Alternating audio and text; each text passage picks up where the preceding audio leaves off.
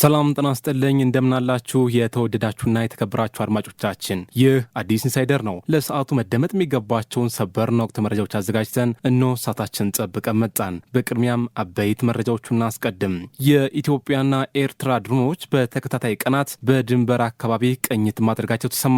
በቃላት ምልልስና በወታደራዊ እንቅስቃሴ ውስጥ የሚገኙት የሁለቱ ሀገራት ድሮኖች በተከታታይ ቀናት ድንበር አካባቢ ቅኝት ማድረጋቸው ነው የተነገረው። አድማጮቻችን ይህን ጉዳይ በዝርዝር ወደ እናንተ እናስደርስ ይሆናል። ሰሞኑን በማህበራዊ ሚዲያ መነጋገሪያ የነበረው የሃይማኖት ክርክር ከፍ ብሎ ተሰምቷል። ከነፍሳችን በላይ አብልጠን በምንወዳቸው ውዱ ነብያችን ክብር የማንደራደር መሆኑን ሁሉም ሊያውቅ ይገባል ሲሉ ኡስታዝ አቡበከር አህመድ ከሙስሊም ሃይማኖት ተከታዮች ዘንድ መልስ ሰጥተውበታል። በዚህ ጉዳይ ሰፋ ያለ መረጃም የምናደርሳችሁ ነው። ወደ ውጭም ሄደን የሩሲያ ጦር የዩክሬኗን ኮንስታንቲኖፕል መንደር መቆጣጠሩን አሳውቋል። የዩክሬን ጦር ከኮንስታንቲኖፕል ተጠራርጎ መውጣቱን ይፋ ያደረገችው ሞስኮ ወታደሮቼ ወደፊት እየገሰገሱ ነው ብላለች። አድማጮቻችን እናንተ ከኛ ጋር ትቆዩ። እነዚህና ለሰዓቱ መደመጥ የሚገባቸውን ወቅታዊ መረጃዎች የምታዳምጡ ይሆናል። ለቻናላችን አዲስ ሆናችሁ የደውል ምልክቱን በመጫን ሰብስክራይብ፣ ሀሳብ አስተያየት ካላችሁ ኮሜንት ላይ ጻፉልን። ላይክ፣ ሼር እንዳይረሳ። ቀጥታ ወደ ዝርዝር መረጃዎቹ አለፍን።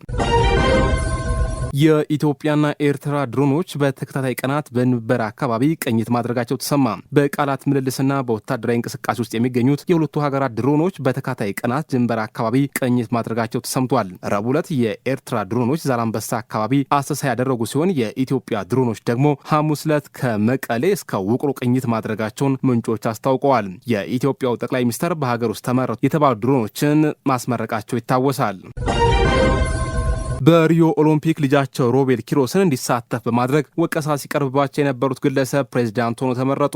አቶ ኪሮስ ሀብቴ የኢትዮጵያ ውሃ ስፖርቶች ፌዴሬሽን ፕሬዝዳንት ሆኖ የተመረጡት የቀድሞ የኢትዮጵያ ውሃ ስፖርቶች ፌዴሬሽን ፕሬዝዳንት የነበሩት አቶ ኪሮስ ሀብቴ አጠቃላይ ከተሰጠው 12 ድምፅ 9 ድምፅ በማግኘት አሸንፈዋል። በኦሮሚያ ክልል የተወከሉት አቶ ኪሮስ ሀብቴ ካሁን በፊት ተቋሙን ለ8 ዓመታት በፕሬዝዳንትነት መምረታቸው ይታወሳል። አቶ ኪሮስ ሀብቴ በፕሬዝዳንትነት ዘመናቸው በሪዮ ኦሎምፒክ ልጃቸው ሮቤል ኪሮስን እንዲሳተፍ በማድረግ ወቀሳ ሲቀርብባቸው እንደነበረም አይዘነጋም። በወቅቱ ሮቤል ኪሮስ ካስመዘገበው ደካማ ውጤት ባሻገር በነበረው ተክለ ሰውነት የዓለም አቀፍ ሚዲያዎች መነጋገሪያ አድርገውት እንደነበረ የሚታወስ ነው። ሰሞኑን በማህበራዊ ሚዲያዎች መነጋገሪያ የነበረው የእስልምናና የክርስትና ሃይማኖት ክርክር ኡስታዝ አቡበከር አህመድ ምላሽ ሰጥተውበታል። ከነፍሳችን በላይ አብልጠን በምንወዳቸው ውዱ ነብያችን ክብር የማንደራደር መሆኑን ሁሉም ሊያውቀው ይገባል ሲሉ ነው ኡስታዝ አቡበከር አህመድ የተናገሩት። የኢትዮጵያ እስልምና ጉዳዮች ጠቅላይ ምክር ቤት የፕሬዝዳንት ጽህፈት ቤት ኃላፊ ኡስታዝ አቡበከር አህመድ ከሰሞኑ በተለያዩ የሶሻል ሚዲያዎች ድንበር የሚያልፉ ግለሰቦችን አስመልክቶ መልእክት አስተላልፈዋል። የፉሪ ክፍለ ከተማ እስልምና ጉዳዮች ምክር ቤት ከኢትዮጵያ ሙስሊም ወጣቶች ካውንስል ጋር በመተባበር የተዘጋጀው የዳዋ መድረክ በርካታ ሙስሊሞች በተገኙበት መልእክት ያስተላለፉት ኡስታዝ አቡበከር አህመድ ከነፍሳችን በላይ አብልጠን በምንወዳቸው ውዱ ነብያችን ክብር የማንደራደር መሆኑን ሁሉም ሊያውቅ ይገባል ሲሉ ተናግረዋል። እኛ እምነታችን በምናስተምርበት ወቅት ፈጽሞ የሰዎች እምነት ላይ ድንበር አናልፍም፣ እስልምናም ያንን አያዘንም ያሉ ሲሆን ሌሎች የእምነት ተቋማትም ድንበር የሚያልፍ ግለሰቦችን ተው ሊሉ ይገባል ብለዋል። እንደ ተቋም በህግ መሄድ እስካለብን ጥግ ድረስ እንሄዳለን ያሉ ሲሆን ሙስሊሙ ማህበረሰብ በተለይም ወጣቱ በሰላማዊ መንገድ እምነቱን ማክበር አለበት ሲሉ ገልጸዋል። የአምስት ሰዎችን ህይወት የቀጠፈ ጥቃት ደረሰ። በትግራይ ክልል ማንነታቸው ያልታወቁ ታጣቂዎች በሰላማውያን ሰዎች ጥቃት አድርሰዋል ሲል የትግራይ ኮሚኒኬሽን ጉዳዮች ጽህፈት ቤት አስታውቋል። ጽህፈት ቤቱ ባጋራው መረጃ መሰረት የካቲት 28 ቀን 2017 ዓ.ም በራያ አላማጣ ወረዳ ጥሙጋ ላይ ማንነታቸው ባልታወቁ ታጣቂዎች በተፈጸመ ጥቃት የአምስት ሰዎች ህይወት ሲያልፍ 2 ሰዎች በከባድ መቁሰላቸው ገልጿል። ጥቃቱ ምሽት 4 ሰዓት ገደማ መፈጸሙን የገለጸው ጽህፈት ቤቱ የጥቃቱ ሰለባዎች ደግሞ በቤተ ክርስቲያን ውስጥ የጸሎት ስነ ስርዓት ሲፈጽሙ የነበሩ ሲቪሎች ናቸው ብሏል። የትግራይ ኮሚኒኬሽን ጉዳዮች ጽህፈት ቤት ጥቃቱን ጭካኔ የተሞላበት ጭፍጨፋ ሲል የገለጸው ሲሆን የክልሉ መንግስት ከሚመለከታቸው የጸጥታ አካላት ጋር በመሆን የድርጊቱ ፈጻሚዎች በቁጥጥር ስር ለማዋል ክትትል እያደረገ መሆኑን አክሏል። የአዲስ አበባ ባለሀብቶች ያላመኑበትን ግብርና ታክስ በተጨማሪ በሌሎች ችግሮች እየተፈተኑ እንደሚገኙ ተገለጸ።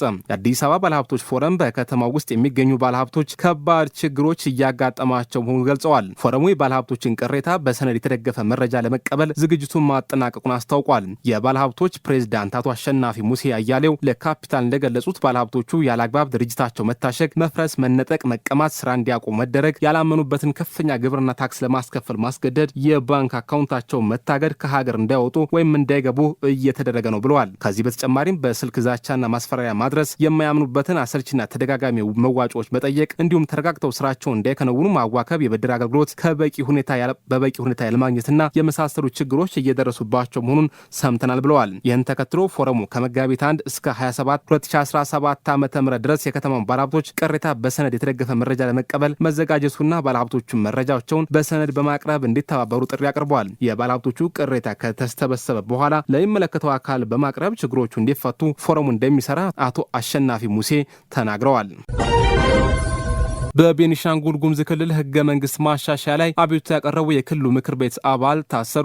በቤኒሻንጉል ጉሙዝ ክልል ምክር ቤት የቦሮ ዴሞክራሲያዊ ፓርቲ ቦዴፓ ተመራጭ የሆኑት አቶ ዮሐንስ ተሰማ ትላንትና እሁድ ከቀኑ 7 ሰዓት ተኩል ገደማ በቁጥጥር ስር መዋላቸውን ባለቤታቸውና የፓርቲው ምንጮች ለኢትዮጵያ ኢንሳይደር ገልጸዋል። አቶ ዮሐንስ በቁጥጥር ስር ከመዋላቸው አስቀድሞ የጉዞ እግድ እንደተጠለባቸው ተነግሯቸው ከአሶሳ አየር ማረፊያ እንዲመለሱ ማድረጋቸውንም ምንጮች ተናግረዋል። አቶ ዮሐንስ ትላንትና ጠዋት በአሶሳ አየር ማረፊያ የተገኙት ጽህፈት ቤቱ በአዲስ አበባ ለሆነው ለፌዴራል የህገ መንግስት ጉዳዮች አጣሪ ጉባኤ ያስገቡትን አቤቱታ በአካል እንዲያስረዱ መጠራታቸው እንዲሁም ምንጮች አስረድተዋል። ለአጣሪ ጉባኤው ያቀረቡት አቤቱታ ከአቶ ዮሐንስ በተጨማሪ አቶ አመንቴ ገሽና አቶ ተስፋውን ኪሉ የተባሉ የቦዴፓ የክልል ምክር ቤት ተመራጮች ስም የያዘ ነበር። አቤቱታው ከ2 ሳምንት በፊት በቤኒሻንጉል ጉሙዝ ምክር ቤት በአብላጫ ድምጽ የጸደቀውን የክልሉ ህገ መንግስት ማሻሻያ የተመለከተ ነው። የህገ መንግስት ማሻሻያው የፍትህ ህገ መንግስት የሚቃረን ነው ሲሉ በአቤቱታቸው የጠቀሱት ሶስቱ የክልል ምክር ቤት አባላት አጣሪ ጉባኤው የህገ መንግስት ትርጓሜ በመስጠት ተፈጻሚ እንዳይሆን እንዲደረግ ጠይቀው ነበር።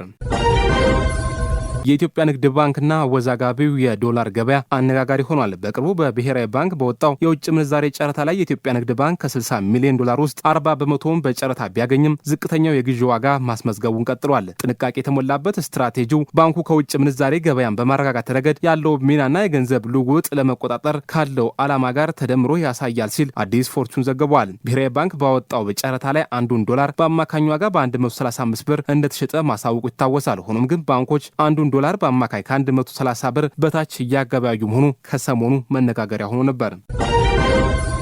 የ10 ሰዓት በረራ በሽንት ቤት ምክንያት ተቋረጠም። በርካታ የአውሮፕላን መጸዳጃ ቤቶች ከጥቅም ውጭ በመሆናቸው ወደ ዴልሂ ጓዝ የነበረው የኤር ኢንዲያ በረራ ወደ አሜሪካ ቺካጎ ለማዞር መገደዱ ተነግሯል። ቪፍሮም ዘ ዊንግ የተሰኘው ታዋቂው የአቪዬሽን ድረገጽ ባወጣው ዘገባ የኤር ኢንዲያ በረራ ቁጥር 216 ከቺካጎ ቢነሳም ከ12ቱ መጸዳጃ ቤቶቹ 11ዱ በመዘጋታቸው ወደ ኋላ ለመመለስ ተገዷል ተብሏል። ከዚሁ አየር መንገድ ጋር በተያያዘ ከሙምባይ ወደ ኒውዮርክ ሲበር የነበረ የኤር ኢንዲያ በበረራ አጋማሽ ላይ የቦምብ ስጋት በመገኘቱ ወደ በኋላ ለመመለስ ተገዷል ተብሏል። የሩሲያ ጦር የዩክሬን ኮንስታንቲኖፕል መንደር መቆጣጠሩ አሳወቀ። የዩክሬን ጦር ከኮንስታንቲኖፕል ተጠራርጎ መውጣቱን ይፋ ያደረገችው ሞስኮ ወታደሮቼ ወደፊት እየገሰገሱ ነው ብላለች። በዶንባስ ሉሃንስክና ዶኔትስክ ግዛት የምትገኘው ኮንስታንቲኖፕል በቤዛንታይን አገዛዝ ወቅት የነበረን ስያሜ ከታሪክና ከእምነት ጋር በማስተሳሰር ዛሬም መጠሪያው አድርጋ ትጠቀማለች። የቱርኳ ኮንስታንቲኖፕል በ1922 ዓ.ም ወደ አሁኗ ኢስታንቡል ስያሜዋ መቀየሯ ይታወሳል። ለዚህም ነው የሩሲያ ጦር አሁን ላይ የዩክሬኗ ኮንስታንቲኖፕል መቋጠሩን ከታሪክ አንጻርም ትልቅ ድል አድርጎ የሚቆጥረው። ሞስኮ ወታደሮቿ በአካባቢው ላይ የሩሲያን ባንዲራ ሲሰቅሉ የሚያሳይ ምስል በቴሌግራም ማህበራዊ ትስስር ገጽ አጋርታለች። የተከበራችሁ አድማጮቻችን ለሰዓቱ ያዝኑ አዲስ ኢንሳይደር መረጃ ይህን ይመስላል። ለቻናላችን አዲስ ሆናችሁ የደውል ምልክቱን በመጫን ሰብስክራይብ፣ ሀሳብ አስተያየት ካላችሁ ኮሜንት ላይ ጻፉልን። መልካም ቀን ለውድ ኢትዮጵያውያን ተመኘን።